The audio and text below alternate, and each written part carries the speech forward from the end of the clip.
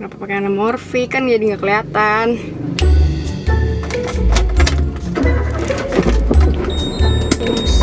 Baru pertama kali akan ke Java Jazz.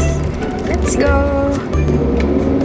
Ada yang belum pernah ke Java Jazz gak sih seumur-umur? Be our subscribers, don't miss that. Kenapa sih ditutup? Jadi lama. Sitting by the fire, my one desire to be with you on Christmas. Mari kita jemput Ava. Hari ini tuh. Gue kan udah bilang ini tuh bahaya. Eva, lu udah pernah ke Java Jazz? Belum. Ya gue juga belum parah terus. Waktu itu pernah pengen yang di UI, tau gak sih? Yang ada Jessie J-nya cuy. Itu bukan Net TV. Itu Java Jazz. sebelum net Jessie J.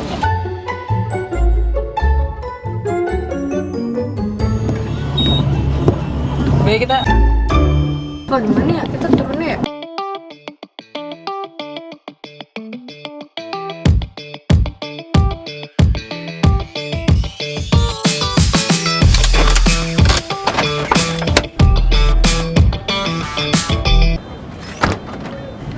Cakep gak? Ya, kita baru pertama kali ke Java Jazz. Udah biasanya sih. Pak, lu baru pertama kali kan? Iya. Seneng gak? Seneng. Gratis loh.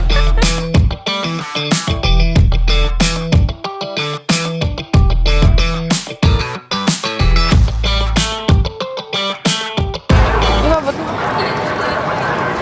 Baik kan gua? Dua orang ya? Iya. Silakan. Dadah. Makasih ya, YouTuber keren loh. Wede.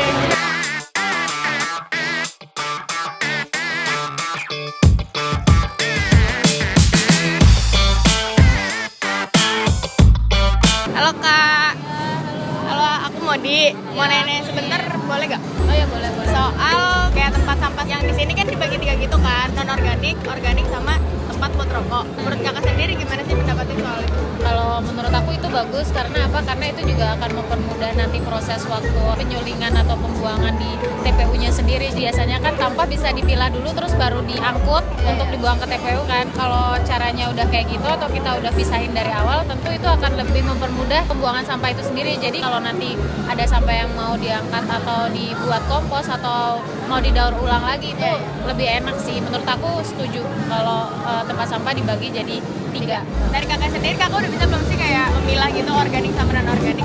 Kalau aku lebih ke ini sih, biasanya aku nggak begitu merhatiin mengenai organik dan organik, tapi aku selalu buang sampah itu aku bisa antara botol, plastik sama yang sampah kertas gitu, biasanya aku bisa. Oh, udah dipisah gitu ya? Kalau aku itu biasanya aku udah nyiapin dulu kayak 2 plastik, terus after itu baru aku buang. Pun itu tempat sampahnya cuma 1, tapi aku akan tetap pisah dengan 2 plastik yang berbeda. Kayak gitu. Jadi yang botol-botol aku pisah 1 plastik, yang kayak sampah misalnya kulit buah, terus kayak yang kertas aku pasti pisahin sendiri gitu. Ya udah gitu ya Kak. Iya. Terima kasih banyak ya Kak ya. Iya.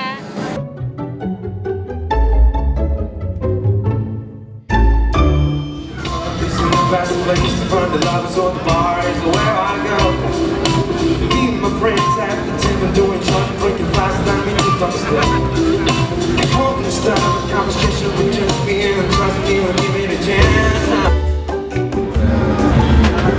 Bener gak? Bener. Yang oranye kemasan, yang hijau makanannya.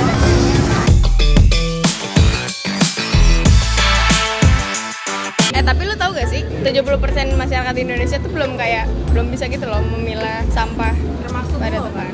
Iya sih. Nah, makanya kita mau interview dulu nih, ya kan? Lo tahu nggak kenapa sampah bisa bau? Karena itu gara-gara tuh mereka tuh dicampur-campur gitu, makanya mereka bau. Sebenarnya tuh sampah tuh nggak bau kalau misalnya terpisah. Dah, mending duduk dulu Mbak Ava. Saya mulai ya interviewnya ya. Jadi di Java Jazz ini kan ada Ini di Java Jazz.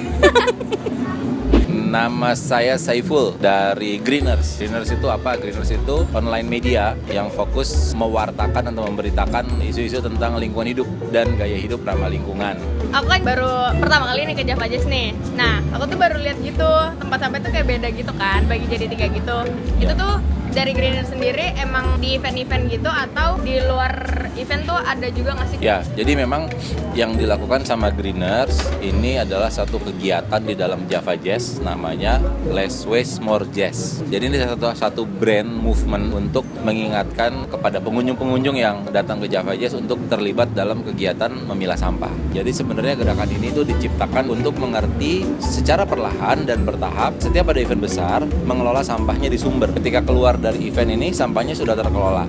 Nah itu sebenarnya visinya tuh ada di situ. Tentu gerakannya juga kita nggak sendirian gitu. Greeners didukung sama Kementerian Lingkungan Hidup dan Kehutanan, didukung sama IO-nya sendiri yang memberikan izin sama kita untuk boleh beraksi di sini gitu kurang lebih. Aku kan juga baca nih kayak di artikelnya Greeners soal sampah itu sebenarnya nggak bau kalau misalnya emang udah dipisahin, bener apa nggak? Kalau kita lihat hierarki pemilahan sampah dari atas itu yang paling simpel tuh sampah basah, sampah kering. Sampah basah itu ya sisa makanan. Ada sampah kering, kemasan. Kalau itu tidak tercampur, dia nggak akan bau. Karena bau itu dari yang sampah basah ini. Karena dia busuk. Kalau bisa dipilah dari awal, yang membusuk digabung dengan yang membusuk, sehingga memang ada bau. Tapi kalau treatmentnya bagus, seperti yang di sini, yang kita lakukan adalah sampah yang membusuk itu masuk ke satu tong besar namanya komposter.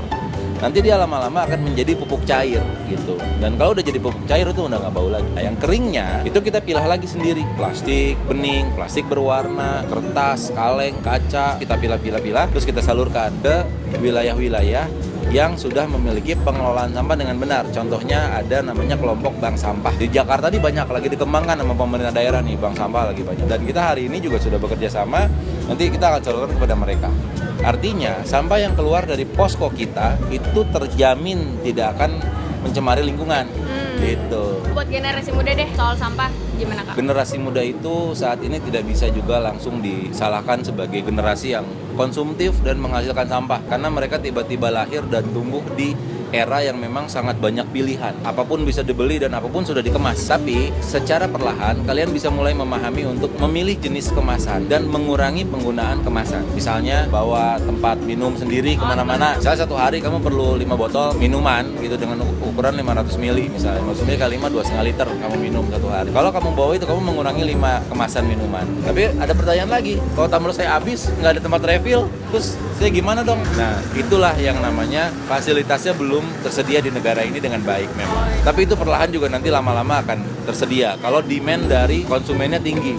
Kalau misalnya kita nuntut sama konsumen, daripada saya beli kemasan kamu, mending kamu jual airnya doang, saya beli nih ngisi tumbler bayar berapa, misalnya begitu. Iya. Ya, saya mau beli, kalau saya pribadi mau gitu. Saya bawa tumbler dimanapun saya lihat orang berjualan minuman gampang, kenapa enggak saya bisa ngisi tumbler saya gampang. Kalau mereka menuntut untuk penyediaan fasilitas ini dengan lebih banyak dan mudah, pasti dipenuhi gitu. Karena kalian ini majority gitu, anak-anak muda. Jadi kalau saya lebih pengen menggugah anak-anak muda untuk ayo start doing something gitu untuk urusan sampah ini. Mau lihat proses di belakang boleh nggak? Boleh jalan-jalan aja ke belakang, silakan aja. Thank you Kak. Thank you Modi, sukses ya. Makasih ya. Siapa namanya? Apa?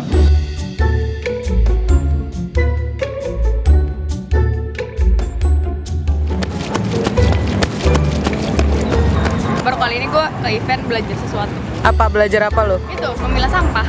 Menurut lo hari ini? Iya. Keren banget tuh sih. Lu mah suka versi, males gue. Nggak keren. Jadi di dalam itu ada hal yang kecil, nggak terlalu kelihatan, tapi sebenarnya punya value yang sangat besar di event ini.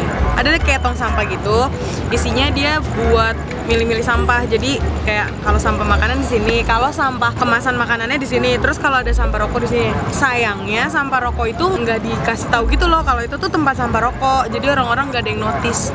Gitu. Pinter ya kali ini ya. Pakai jazz dong, kan kita di sini jazz. Jangan lupa di Like, comment, subscribe. like, comment, subscribe. Kayak ini kayak soundtrack ini tuh kalau kartun.